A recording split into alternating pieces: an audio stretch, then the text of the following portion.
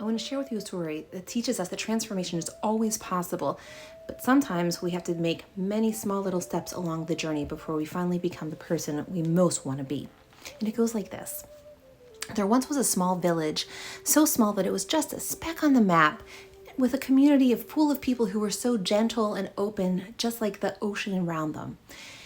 They left their doors and their windows open and shared continuously until one day when this guy named Mendel came to town. And it turns out Mendel was a thief.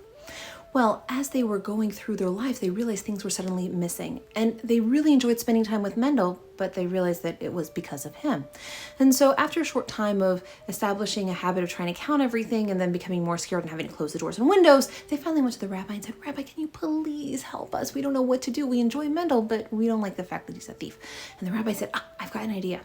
So the next day he went and saw Mendel in his home, and as he entered his home, he saw that there were objects from everybody's house that were in Mendel's home of things that he had previously lifted without asking. So he invited Mendel to come to the synagogue and actually have a job.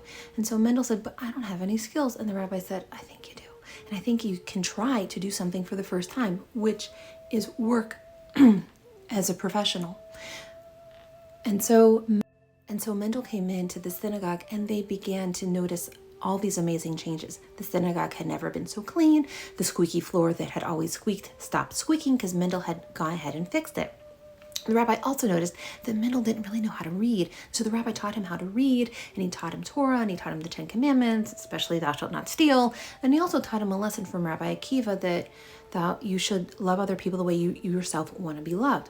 Well, as they were preparing for the holiday of Shavuot and cleaning and getting the synagogue all set and decorating in white, because this is the holiday when the Jews receive the 10 Commandments and we celebrate with milk and honey, the rabbi collected and counted all the money that was in the tzedakah box, the collection box, in order to be able to pass it out to the poor. And they realized that he had 10 shekels in there. The next day, he was waiting and looking for Mendel in the window, and he didn't see Mendel. Mendel was late, so he went to Mendel's house, and Mendel's house was empty. And the rabbi got very scared and thought immediately of the collection box that had 10 shekels in it, and he ran straight to the synagogue. And when he got into the synagogue, he opened the box and saw that there were 5 shekels and a note. And he read the note, and the note said, "Rabbi, thank you so much for teaching me.